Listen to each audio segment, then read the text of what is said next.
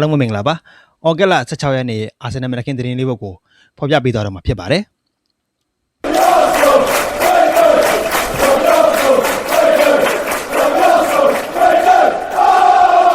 မင်္ဂလာပါ။ My Day My View Facebook နဲ့ YouTube Channel ကနေကျွန်တော်အာဆင်နယ်ညီကိုပြည်သက်များအားလုံးကိုပြန်လည်ကြိုဆိုလိုက်ပါတယ်။ဒီကနေ့ဩဂတ်လ16ရက်နေ့မှာကျွန်တော်ရထားတဲ့မနက်ခင်းသတင်းလေးပုတ်ရှိပါတယ်။ဆိုတော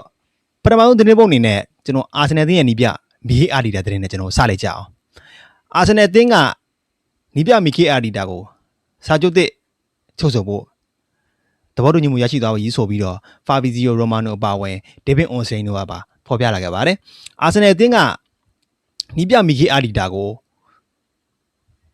ဒီရာသီမှာကျွန်တော်တို့စာချုပ်တက်တန်တိုးဖို့နောက်တဲ့နှစ်ရှည်စာချုပ်ချုပ်ဖို့ဆွေးနွေးနေခဲ့တာပြီးခဲ့တဲ့ရာသီကတည်းကပါဒီနေရာမှာတခုချီးကျူးကြရှိတာကအာဆင်နယ်အသင်းရဲ့တာဝန်ရှိသူတွေပဲဖြစ်ပါတယ်။စတန်ခရွန်ကီဂျော့ခရွန်ကီတာဖာနှစ်ယောက်ကနီးပြအာဒီတာပေါ်ဘယ်လောက်ထိယုံကြည်မှုအပြည့်အဝရှိတယ်ဘယ်လောက်ထိမျှော်လင့်ချက်ပေးထားတယ်မျှော်လင့်ချက်ထားတယ်ဆိုတာကျွန်တော်အာဆင်နယ်ပြည်သက်တွေအားလုံးအသိပါပဲကျွန်တော်အာဆင်နယ်အသင်းပြီးခဲ့တဲ့ရာသီတွေမှာနှုတ်နှိမ့်ကျနေမယ်အဆင့်၈တွေနဲ့ရာသီတောက်လျှောက်တွေသိမ်းမယ်အဆင့်တွေနဲ့ရာသီတွေသိမ်းတဲ့အချိန်တွေမှာထိနီးပြအာဒီတာကိုယ်တိုင်ကသူ့ရဲ့ရလက်တွေဒီတဲ့ပုံပြီးမဆွမ်းဆောင်နိုင်တော့ဘူးလို့သူထင်တယ်ဒါကြောင့်မို့လို့လာမယ့်ရာသီမှာသူ့ကိုထုတ်ချင်ထုတ်လို့ရတယ်ဆိုပြီးတော့ပြောဆိုခဲ့တဲ့အချိန်ထိရောက်လာတဲ့အချိန်မှာတော့မှပဲစတန်ခရွန်ကီနဲ့ဂျော့ခရွန်ကီတို့အန်ဒရီဘာတာတို့ကနီးပြအာဒီတာကိုဆက်လက်ပြီးတော့ယုံကြည်မှုပေးခဲ့တယ်မဟုတ်ဘူးငါတို့မင်းနဲ့ပဲဒီခရီးကိုဆက်သွားမယ်ဒီဘန်းတန်ကိုမင်းနဲ့ပဲငါတို့ဆက်ရှောက်မယ်ဆိုတဲ့အထိယုံကြည်မှုအပြည့်အဝပေးခဲ့တာပါဒါကြောင့်မို့လို့လည်းပြီးခဲ့တဲ့ရာသီမှာနီးပြအာဒီတာကဒီယုံကြည်မှုနဲ့သူကထိုက်တန်ကြောင်းပရီးမီးယားလိဖလားကိုစုခုပြီးတော့အသင်းကိုတက်တည်ပြနိုင်ခဲ့တယ်ပေါ့လေဒါကြောင့်မို့လို့လည်းအာဆင်နယ်အသင်းရဲ့တာဝန်ရှိသူတွေကနီးပြအာဒီတာကိုစာချုပ်ချုပ်ဆိုဖို့စ조사လာခဲ့ဆိုတော့ဒီကနေ့မှာတော့သဘောတူညီမှုရသွားခဲ့ပြီဒီသဘောတူညီမှုနဲ့ပတ်သက်လို့နီးပြအာဒီတာကသတင်းတော်တွေကိုပြောလဲဆိုတော့အရန်ကြီးမစိုးရင်ကြပါနဲ့ဒီကိစ္စနဲ့ပတ်သက်ပြီးတော့အားလုံးစေထားကြပါကျွန်တော်ဒီမှာဆက်ရှိခြင်းပါတယ်ဆက်ရှိသွားမယ်လို့လည်းကျွန်တော်မျှော်လင့်ထားတယ်ဒီပတ်ဝန်းကျင်ရဲ့ဒီအသင်းဒီမိသားစုပေါ်ကကျွန်တော်ရဲ့မိသားစုလိုတစ်စိတ်တစ်ပိုင်းဖြစ်နေပါပြီကျွန်တော်ဒီအသင်းကိုချစ်တယ်ဒါကြောင့်မို့လို့စိတ်မပူကြပါနဲ့ကျွန်တော်ဒီမှာဆက်ရှိနေမှာပါဆိုပြီးတော့နီးပြအာဒီတာကပြောသွားပါတယ်ကျွန်တော်တို့ကလည်းဒါကိုပဲဖြစ်စေချင်တာလက်ရှိပရီးမီးယားလိကလပ်အသင်းကြီးတွေအများစုအကုန်လုံးနီးပြအသစ်တွေနဲ့အပြောင်းလဲတွေအများကြီးဖြစ်နေတဲ့အချိန်မှာအသင်းတွေကအထိုင်ကျဖို့ stable ဖြစ်ဖို့အတွက်အချိန်ယူရမယ့်အချိန်မှာကျွန်တော်တို့အာဆင်နယ်အသင်းတွေရတာနီးပြဟောင်းအစုဖွဲ့ကောင်းကောင်းဒီနီးပြဒီအသင်းဒီကစားသမားအကြောင်းသည့်အတွင်းသည့်အစင်းသည့်တယောက်ကြောင့်တယောက်နားလည်ထားတဲ့အစုဖွဲ့တစ်ခုကလာမဲ့ရှေ့နှစ်များစွာ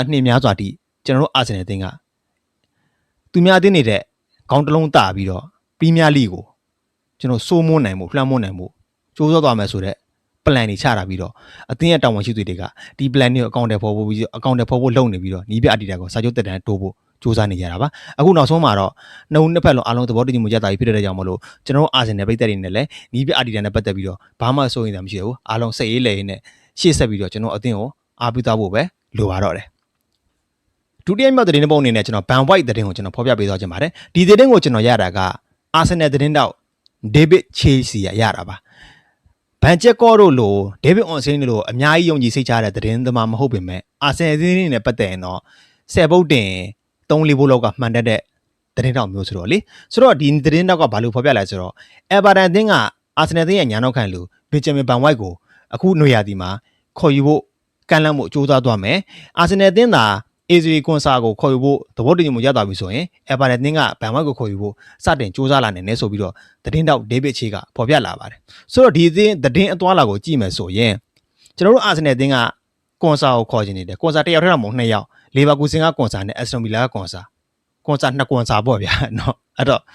ဒီ2ယောက်ကိုခေါ်ဖို့စူးစမ်းနေချိန်မှာဘသူရသွားမလဲဆိုတော့ကျွန်တော်မသိရသေးဘူးလီဗာပူးစင်ကလည်းသူတို့အသင်းကိုမရောင်းချင်ဘူးเนาะသူတို့အသင်းရဲ့ကစားသမားကိုမရောင်းချင်ဘူးအက်စတွန်ဗီလာကလည်းအသက်28ရက်ရဲ့ကစားသမားကိုမဖြစ်နိုင်တဲ့ကြေးတွေမိုးထောင်နေပြန်လျှော့ရည်တန်း60ပါဇာတဲ့ရှိရတွေရှောက်တောင်းနေတယ်ဆိုတော့ကြတော့အာဆင်နယ်အသင်းကဘသူ့ကိုဦးစားပေးခေါ်သွားမယ်ဆိုတော့မသိရသေးဘူးဒါပေမဲ့အဲဗာတန်အသင်းကတော့အဲ့ကစားသမား2ယောက်တည်းက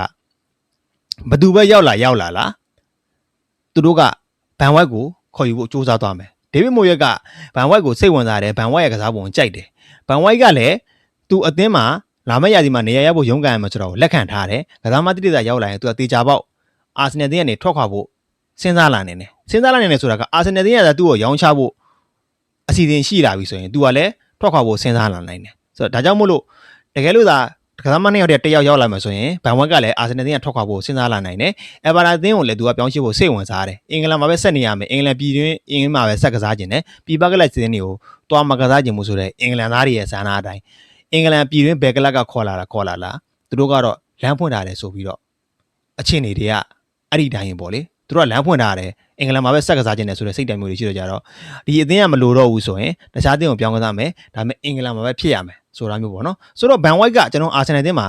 အချိန်ပြည့်ဒဏ်ရာတွေနဲ့ရုန်းကန်နေရတယ်ဆိုပေမဲ့လည်းသူ့ရဲ့ကြက်ခံမှုကစိုးရင်ကြပါဒါပေမဲ့ဘန်ဝိုက်ဘယ်လောက်ထိကောင်းလဲဘယ်လောက်ထိလှုပ်ပြနိုင်တယ်ဆိုတာမျိုးကိုကျွန်တော်တို့အသိပြီးသားဖြစ်တဲ့အတွက်ကြောင့်မလို့နီးပြအဒီတာကလည်းကစားသမားကိုကြိုက်တယ်ဒါပေမဲ့လည်းမရှိမဖြစ်ကြီးတော့မဟုတ်ဘူးတကယ်လို့များအေဇီကွန်ဆာနဲ့ဂျူးကွန်ဆာနှစ်ယောက်တည်းကတယောက်ရောက်လာမယ်ဆိုတော့ဘန်ဝိုက်ကိုရောင်းထုတ်သွားနိုင်ကြီးရှိပါတယ်တတိယမြောက်သတင်းတစ်ပုဒ်အနေနဲ့ကျွန်တော်ဂါဘရီယယ်ဂျေဇူးရဲ့သတင်းကိုဖော်ပြခြင်းပါတယ်ဆိုတော့ဒီသတင်းကိုကျွန်တော်ဂျက်ကော့ဘန်စီကလည်းရတယ်လို့ကျွန်တော်တို့အာဆင်နယ်သတင်းတော့ဆမ်ပီမိုဘိုင်ကလည်းဒီသတင်းကိုဖော်ပြထားတာပါအာဆင်နယ်တင်းနဲ့နာပိုလီတင်းတို့ကဂါဘရီယယ်ဂျေဇူးအတွက်ပြောင်းရွှေ့ခြင်းကိုအကျိတ်နဲ့ဆွေးနွေးနေကြပါတယ်အကြောင်းရင်းကတော့အာဆင်နယ်တင်းကကစားမတဲ့ပြောင်းရွှေ့ခြင်းပေါင်တန်း20လိုချင်နေတာပါဒါပေမဲ့လည်းနာပိုလီတင်းကတော့ပြောင်းရွှေ့ခြင်းကိုယူရို18တန်းသာပေးချေခြင်းနေပါတယ်ကစားသမားဘက်ကတော့နှစ်တင်းညမှာသဘောတူမှုရရှိဖို့မျှော်လင့်နေပြီးတော့နာပိုလီတင်းကိုပြောင်းရွှေ့ကစားဖို့လည်းလမ်းဖွင့်ပေးရတယ်ဆိုပြီးတော့သတင်းတော်ဂျက်ကော့ဘန်နဲ့ဆမ်မီမိုဘိုင်ကဖော်ပြလာပါတယ်ဆိုတော့ဒီသတင်းသွားလာရအာဆင်နယ်တင်းကဂျေဇူးကိုရောင်းကျင်တယ်ငါတို့တန်း20ပဲပေးဒါပေမဲ့လည်း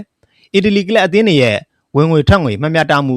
ပုံစံကြောင့်ဘန်နိုင်ရဲ့အင်အားအဲ့လောက်မတောင်းနေတဲ့အတွက်ကြောင့်မို့လို့အာဆင်နယ်တင်းသတ်မှတ်ထားတဲ့ပြောင်းရွှေ့ခြင်းကိုနည်းနည်းလျှော့ပေးပါအောင်ဆိုပြီးတော့နာပိုလီအသင်းရဲ့တာဝန်ရှိသူတွေကကမ်းလှမ်းလာတယ်တခုစဉ်းစားကြည့်တာကဗျာပေါင်တန်း20တဲ့ယူရိုနဲ့ဆိုရင်23တန်း25တန်းအဲ့ဝန်းကျင်လောက်ပဲကြာမယ်ဒါကိုသူတို့မပေးရှိနိုင်ဘူးဆိုတာကအီတလီဘန်နိုင်ကတော်တော်လေးကိုစိုးရတဲ့အခြေအနေကိုရောက်နေတာပါသူတို့ပေးခြင်းနဲ့ယူရို18တန်းဆိုတာကလည်းပေါင်နဲ့ဆိုရင်တွက်ကြည့်လိုက်မယ်ဆို15တန်းလောက်ပဲရှိတယ်ဆိုတော့အာဆင်နယ်တင်းက20လိုချင်တယ်သူတို့ကပေါင်15တန်းပဲပေးခြင်းတယ်ကျွန်တော်မန်စီးတီးတင်းကနေကျွန်တော်တို့ပေါင်တန်း50ကျော်ပေးပြီးခေါ်ထားခဲ့တဲ့ကစားသမားတယောက်ကိုပြန်လဲရောင်းချချိန်မှာတော့ပေါင်15တန်းနဲ့ပဲရမယ်ဆိုတဲ့အပြောင်းအရွှေ့ကတကယ်တော့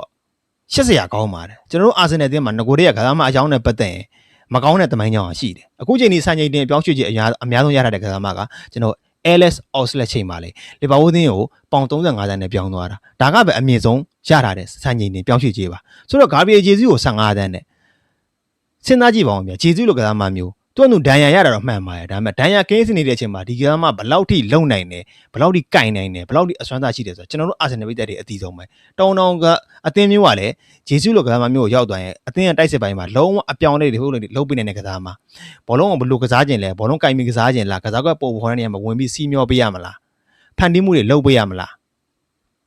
ပယ်နယ်တီကန်တဲ့နေရာမှာလည်းစိတ်ချရတယ်ဒီလိုကစားသမားမျိုးကိုဗျာပေါင်15တန်းဝန်းကျင်တောင်နဲ့ရအောင်ခေါ်နေဖို့ဆိုတာကအာဆင်နယ်တင်းဘက်ကကြည့်တော့လေတော်တော်လေးတော့လက်ပေါက်ကတ်စရာပါဆိုတော့ဘာတွေဆက်ဖြစ်လာမလဲနှစ်သင်းကြားမှာတော့အကျိတ်နဲ့ဆွေးနွေးနေကြတယ်နှစ်သင်းကြားမှာနောက်ဆုံးတော့ဒီအာဆင်နယ်တင်းသတ်မှတ်ထားတဲ့ပြောင်းရွှေ့ကြီးနာပိုလီတင်းကမ်းလှမ်းထားတဲ့ဂျေနဲ့နှစ်သင်းကြားမှာကြားချပြီးတော့အနည်းဆုံးတော့ကျွန်တော်တို့ပေါင်17တန်းလောက်နဲ့သဘောတူညီမှုရသွားနိုင်မယ်လို့ကျွန်တော်ဘက်ကတော့မျှော်လင့်ထားပါတယ်နောက်ဆုံးသတင်းရုံအနေနဲ့ဗစ်တာအော်စီမန်သတင်းနဲ့ကျွန်တော်ပိတ်လိုက်ကြအောင်ပါဒီသတင်းကိုကျွန်တော် AFC News နဲ့ Arsenal.com News တွေကနေကျွန်တော်ဒီသတင်းကိုရရှိပါတယ်အာဆင်နယ်တင်းကဒီယာဒီမှာအသင်းရဲ့တိုက်စစ်ပိုင်းတွေအဓိကဦးစားပေးဖြစ်မှဖြစ်ဗစ်တာအိုစီမန်ကိုတတ်မှတ်ထားတယ်ဆိုပြီးတော့သတင်းတွေကဖော်ပြလာပါတယ်ဒီနေရာမှာ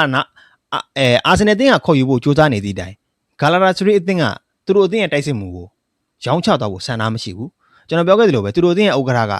တန်း90ပေးရင်တော့မှပဲမရောင်းနိုင်ဘူးသူတို့အသင်းအားနဲ့တော့မဲ့လုပ်ရမျိုးကိုမလုပ်ဘူးပရိသတ်တွေညွှန်ညမဲ့အလုပ်ကိုအလုပ်မလုပ်ဘူးလို့သူကတော့ပြစ်ပတတာပြောထားတယ်ဒါပေမဲ့လည်းအာဆင်နယ်တင်းကတော့ဒီယာဒီမှာဂါဘရီယယ်ဂျေဇူးထွက်ခွာသွားမယ်ဆိုရင်ဂါဘရီယယ်ဂျေဇူးရဲ့နေရာမှာတတိယဦးစားပေးတိုက်စစ်မှုတယောက်အနေနဲ့ဗစ်တာအိုစီမန်ကိုဒီယာဒီမှာအဓိကဦးစားပေးမှဖြစ်တတ်မှတ်ထားပါတယ်အိုစီမန်ကအသက်28နှစ်ရှိပြီပြီးခဲ့တဲ့ယာဒီကဂါလာတာစရီအသင်းမှာ3ဝက်ကစားခဲ့တယ်22ကိုသွင်းယူခဲ့ပြီးတော့6ချိန်ဖန်တီးပေးနိုင်ခဲ့တယ်ဘယ်ချိန်နဲ့ကန်သွင်းမလားညာချိန်နဲ့ကန်သွင်းမလားခေါင်းတိုက်ဘောပဲသွင်းရမလားပင်နယ်တီဆိုလဲစိတ်ချတဲ့တိုက်စစ်မှုမျိုးအီတလီမှာလည်းသူ့ရဲ့အစွမ်းစားကိုပြခဲ့ပြီးပြီအခုတူရကီမှာလည်းသူ့ရဲ့အစွမ်းစားကိုဆက်လက်ပြနေတော့မယ်အသက်က28နှစ်ရှိပြီကစားသမားကစိတ်တက်ပိုင်ဆိုင်ရာလေးအနှဲငယ်ပြောရရှိတယ်ဆိုရင်ပဲခြေစမ်းခြေစားပိုင်းကဘာမှပြောကြမရှိအောင်ကောင်းတယ်ကျွန်တော်ကဒီလိုကစားသမားမျိုးကိုရမယ်ဆိုရင်လေအတိုင်းထက်လွန်မယ်ကျွန်တော်အနေနဲ့ကတော့ဒီလိုကစားသမားမျိုးကအာဆင်နယ်တင်းမှာလိုအပ်တယ်ဘာလို့လဲဆိုတော့ Victor Gyökeres နဲ့ကျွန်တော်ကင်ဟာဘက်ကတယောက်နဲ့တယောက်ကနေလားညလားဘယ်သူမှမသိဘူးတနေ့ရွှေတနေ့ငွေခြေသားမျိုးတွေဖြစ်နေတဲ့ကြောင့်မလို့ဒီနှစ်ယောက်ရဲ့ကြားထဲမှာ Victor Osimhen လို့အဆုံးသက်စွမ်းရည်ကောင်းမွန်တဲ့တိုက်စစ်ကိုအများကြီးအထောက်အကူပြနိုင်တဲ့ဥဆောင်နိုင်တဲ့ကစားသမားမျိုးရောက်လာမှဆိုရင်ကျွန်တော်အာဆင်နယ်ရဲ့တိုက်စစ်ကလုံးဝကိုတားကြီးဖို့ခက်ခဲသွားမယ်အတင်းတင်းဖြစ်လာမှာပါဆိုတော့အာဆင်နယ်ရဲ့တာဝန်ရှိသူတွေကခါမောက်ကိုယူရို190နဲ့ကန်လန်းမှုစူးစမ်းနေတယ်နာပိုဂါလာတာစရေးအသင်းဘက်ကတော့ဒီအပြောင်းရှိကိုလက်ခံသွားဖို့ဆိုတာဂျာဂိုင်နှုံးတအားနဲ့တယ်ဆိုရင်ပဲကစားသမားကတော့ဒီအပြောင်းရှိကိုလမ်းဖွင့်ထားတယ်အသင်းနဲ့အသင်းညသဘောတူညီမှုသာရမယ်ဆိုရင်အာဆင်နယ်အသင်းကိုပြောင်းရှိကစားခြင်းနဲ့ဆိုပြီးတော့ AFC New နဲ့ Arsenal တော့ကောင်တဲ့နေ့မှာဖော်ပြလာပါတယ်ဆိုတော့ဘာတွေဆက်ဖြစ်လာမလဲကျွန်တော်စောင့်ကြည့်ရမှာပါ Victor Osimhen Arsenal အသင်းကိုရောက်လာနိုင်လားဒါမှမဟုတ် Arsenal အသင်းပြင်မှတ်ထားနေတဲ့တိုက်စစ်ပိုင်းကကစားသမားတွေပဲကျွန်တော်အထူးသဖြင့် Julian Alvarez တို့နော်နောက်ပြီးတော့ကျွန်တော်တို့ Nico Williams တို့ Barcola တို့စတဲ့ကစားသမားတွေပဲဒီရာသီမှာရောက်လာမှာဆိုတော့စိတ်ဝင်စားစရာစောင့်ကြည့်သွားအောင်ပါကြည့်ရှုအားပေးခဲ့တဲ့ကျွန်တော် Arsenal ညကိုပေးတဲ့များအားလုံးကိုကျေးဇူးအများကြီးတင်ပါတယ်ကျွန်တော်တို့ထပ်ဗီဒီယိုတွေမှာပြန်လည်ဆုံတွေ့ကြပါမယ်ခင်ဗျ